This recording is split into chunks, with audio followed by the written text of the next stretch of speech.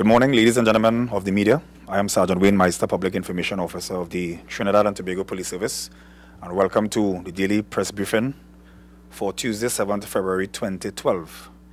I'll now proceed to give you some information. Quick action by police officers attached to the Northern Division Task Force resulted in the arrest of 3 men who was involved in a robbery in the Tunapuna district. The facts are, around 4:25 p.m.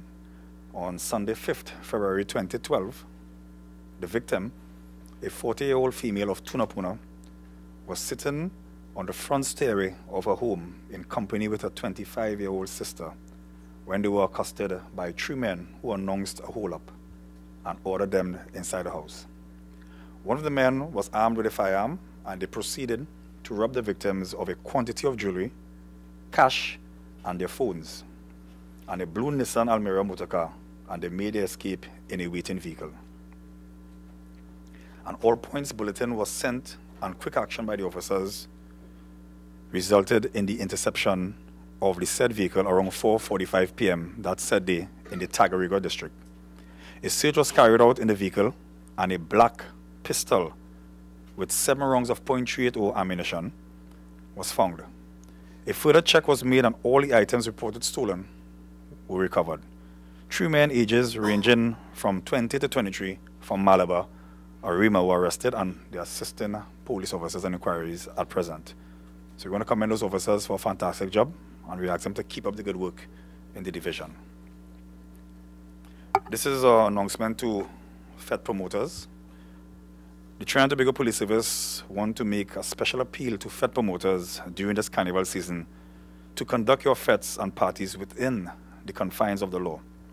It has been observed that when licenses are granted for fetes and other events, such fetes to be conducted within a particular period, even at the expiration of this period, the playing of loud music continues, and this encourages patrons to remain on the premises. This is clearly a breach of one of our conditions of the license, and which will have been granted for the event. The police will also be checking to verify whether the appropriate licenses were issued for your events. We understand that this is a carnival season and persons will want to have fun, but please do so within the confines of the law. The police will be adopting a zero tolerance where this is concerned. In the circumstances where fetes are held in residential areas, we are again appealing to the promoters to give special considerations to the residents. The Environmental Management Authority will be out in their full force to ensure that the music level is kept within the legal standard. To the patrons attending fetes, we are advising you that you adopt the option of carpooling for your safety. No parking signs will be placed in restricted areas, and the police will be taking a serious view of persons who are found removing these no parking signs. Avoid parking in gateways or parking in unlit areas, which might pose a safety risk to you and other persons. The police will be out in full force to ensure that all these are complied with and persons stay within the confines of the law. I also want to read something from the Liquor License Act, which is Chapter 8410, Section 48, which speaks about selling intoxicating liquor without the license.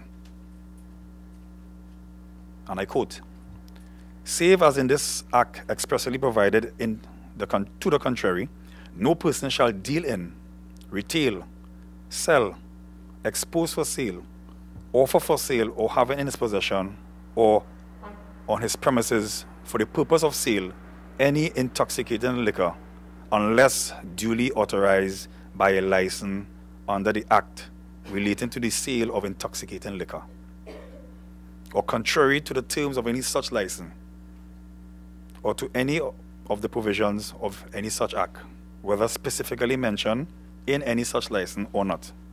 And any person so offending shall for each such offense incur a penalty of $5,000 in the case of spirits, or $2,000 in any other case, and all such intoxicating liquor shall be forfeited and if such person is the holder of a license granted in any such act, or if any holder of a license under any such act is charged with aiding, abetting, counseling, or procuring the commission of any such offense, then such holder of a license may, on the first conviction, at the discretion of the magistrate, and shall, on the second conviction, have his license cancelled. It goes on to say, any officer without warrant may arrest and detain any person who unlawfully deals in, retails, sells, exposes for sale, or offers for sale, or has in his possession for the purpose of sale, in manner mentioned above, any intoxicating liquor, and may take any such person so arrested and be detained before a magistrate to be dealt with according to law. So we are appealing on persons to stay within the confines of the law, especially as it pertains to the Liquor License Act. We know that this is the festive season, but we are appealing to these persons to be responsible, have your necessary license. The police will be out in the numbers checking the necessary bar license on the nations, during the nations, particular events during Carnival season. That is the end of this morning's news brief. I will now open the floor for any questions that you may have.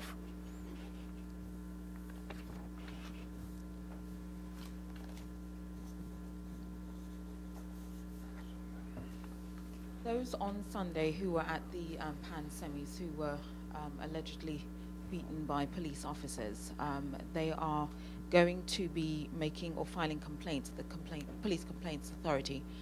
How does the service respond to that? Well, most definitely an investigation will be launched into the matter, that incident that took place during Sunday.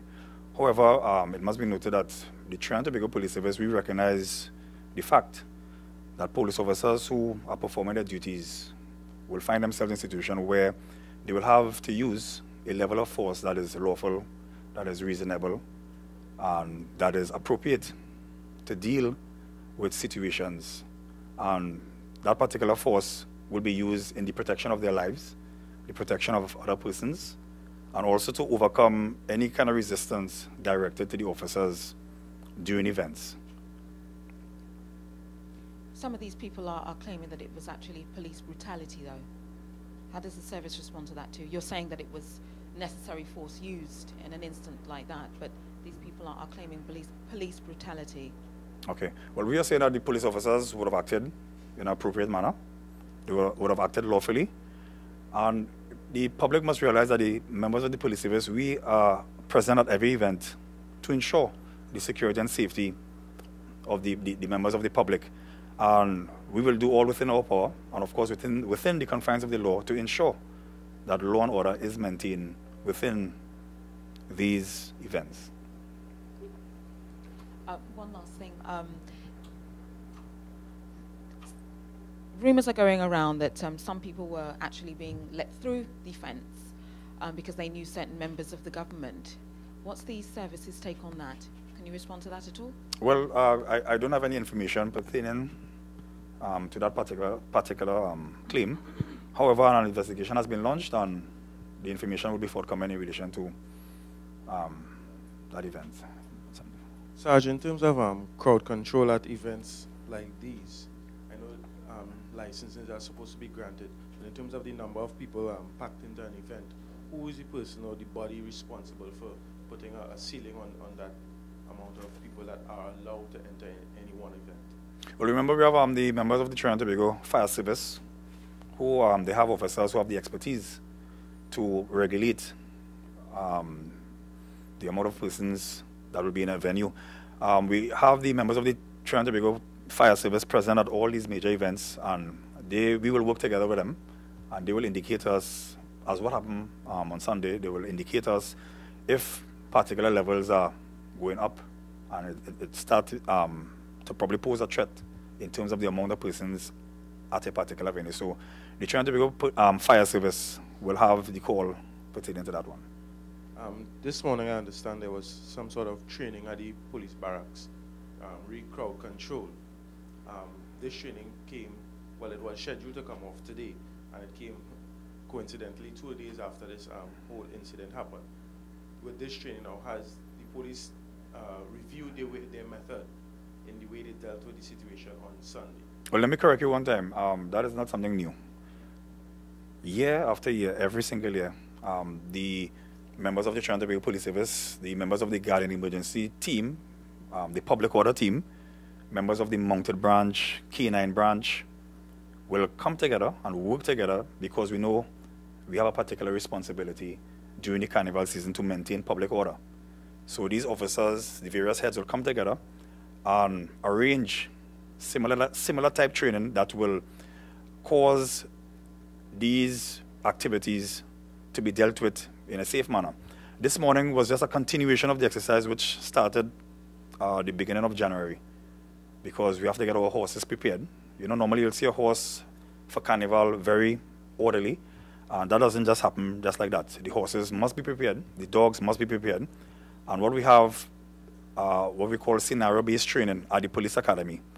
It starts about, let's say, about 2 months before carnival, preparing the horses, the dogs, and of course preparing our public order team, the members of the Guardian Emergency Branch, to put together a comprehensive strategy to deal with incidents that may happen from time to time in events. But this team that you made mention of, was that the team or members of the team that were responsible for the alleged police brutality on Sunday, or this was a different set of people who didn't have the privilege of undergoing the training that you mentioned? Oh no, I'm not privy to the team that was there on Sunday, but this team that was there today, that is a combination of our Guardian Emergency Branch, Mounted Branch, K9 Branch, and other supporting units, divisional task forces, who will be involved in training to that nature. And their training is specifically for Carnival Monday and Tuesday? It's specifically for all activities during the carnival, major events.